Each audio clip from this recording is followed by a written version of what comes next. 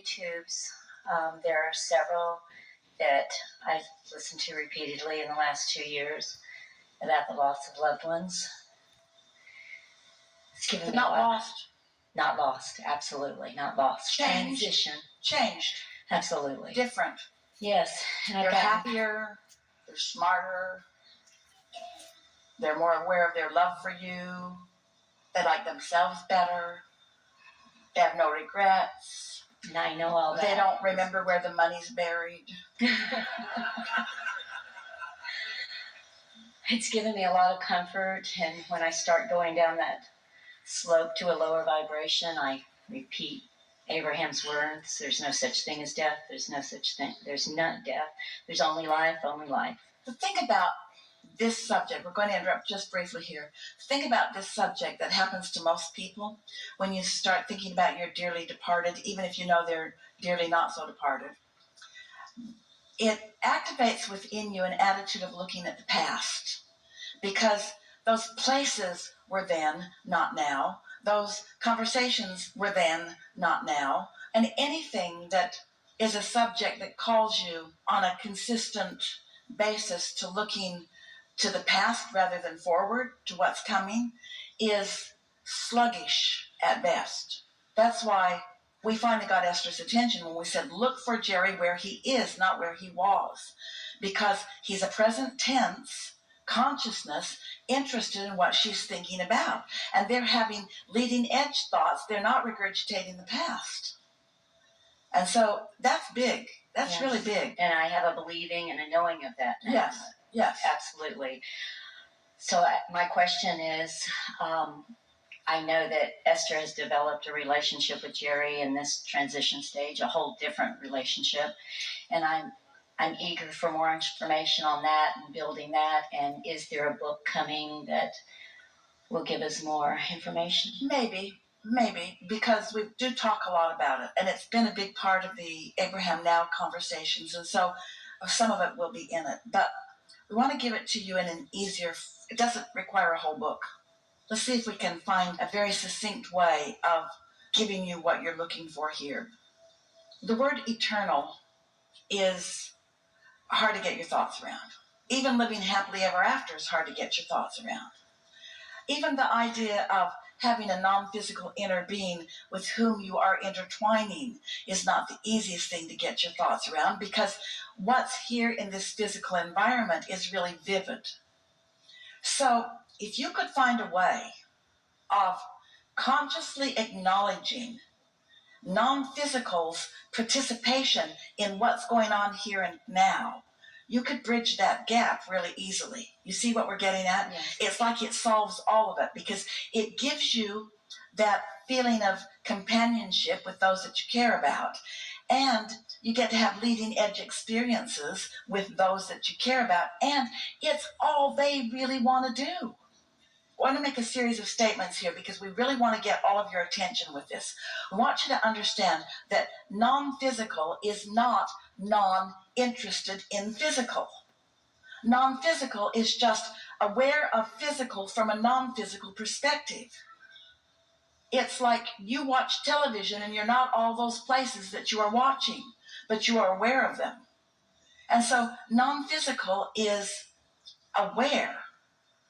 Now, the thing about non-physical that is really a supersonic advantage to you and over what the normal human experience is about is that the non-physical Jerrys and so forth, and Einsteins, and Martin Luther Kings, they are aware in the timelessness that they are of all that has led to what's happening right now.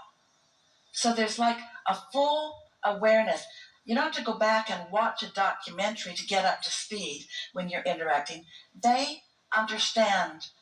It's like the scientists who have been physically focused, who are now non-physically focused, stayed up to speed with every evolution of anything that they were interested in.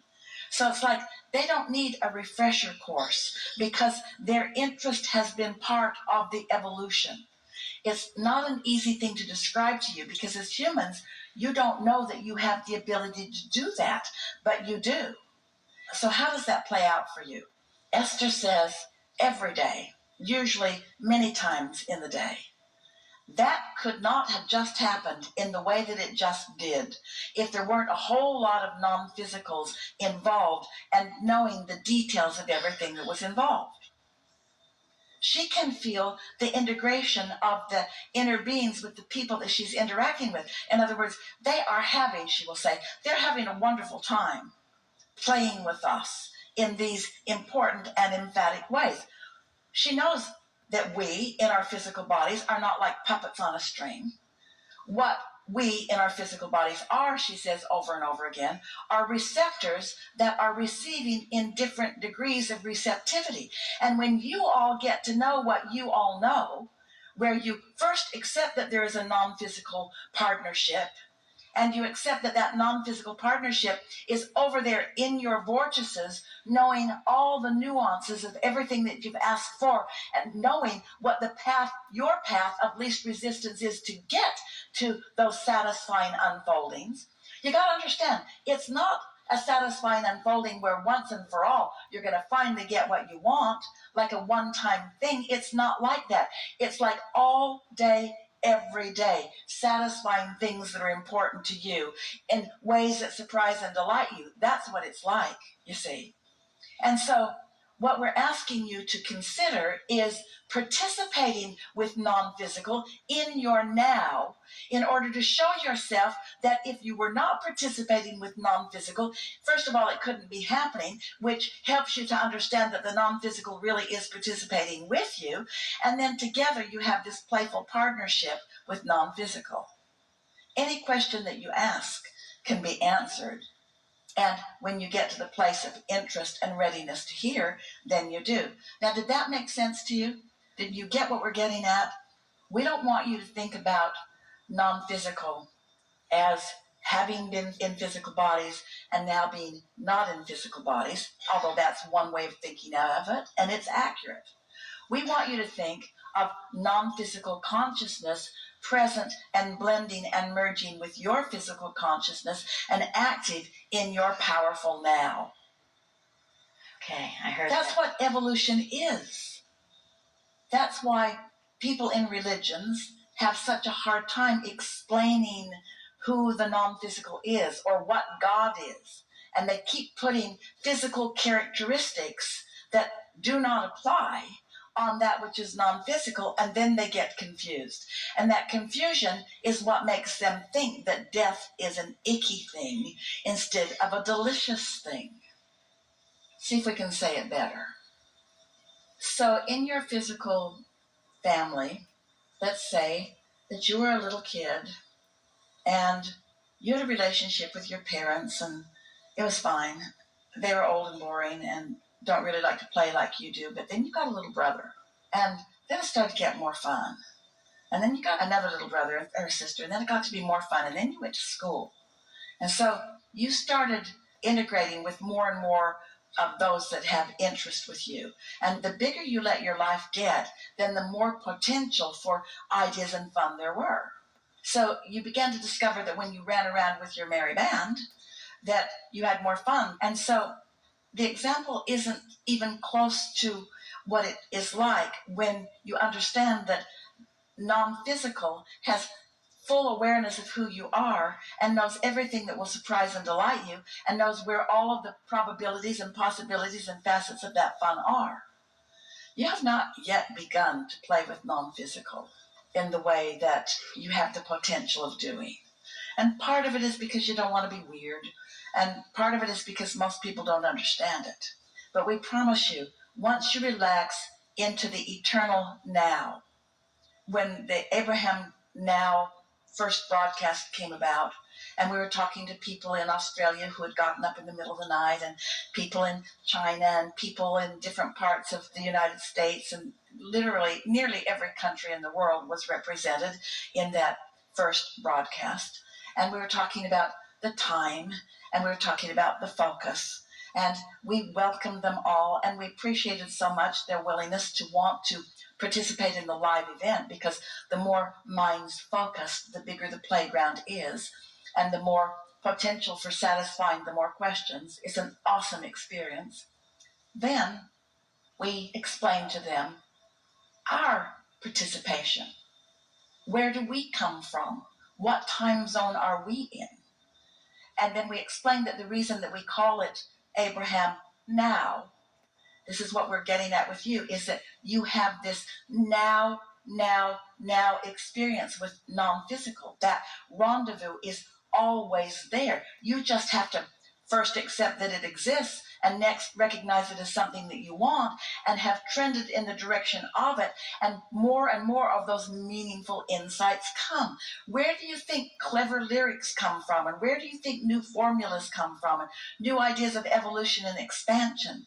In other words, yes, physical beings are bright. You're bright and shiny, and you are wonderful and very wise, and you're doing all kinds of wonderful things, and you wouldn't be doing any of them if some of you were not integrated with non-physical understanding of things. And so why would anyone want to be in a physical body and not be in on that? Why would you want to pinch yourself off from the resources of clarity and the resources of stamina and the resources of new ideas and the resources of something that feels so good, the ultimate resource of satisfaction? And do you know why most humans do it? Because they've been taught and they believed and they keep trending that they are here separate from that, condemned and judged by that, to prove themselves worthy of that. So they're grinding it out and sacrificing as much as they can and working really hard, blood, sweat, and tears. And they can't even get to where they want to be because they are denying the reality of how they fit in to all of this and how all of this fits into them. That's about as close as we've ever come to helping you to understand that. Wonderful. So it doesn't make you weird to, well, it does really. It doesn't make you weird to know something that your own physical experience hasn't given you the ability to know. Esther remembers when Ada, Jerry's accountant of 30 years before Esther even came into the picture, so she'd been his accountant for a long time. And she was their accountant for many years once Esther and Jerry were doing their accounting together. And she made her transition. And Esther remembers preparing her bookkeeping to give to the new person who was going to put it into the forms and present it to the government.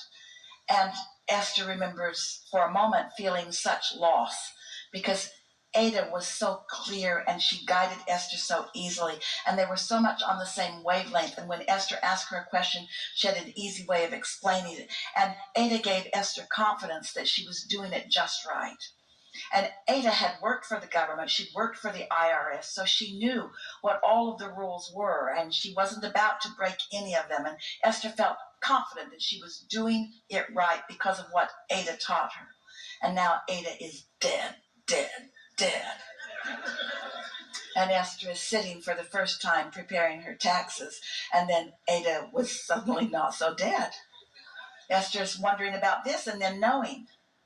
And then she's wondering about that and then knowing.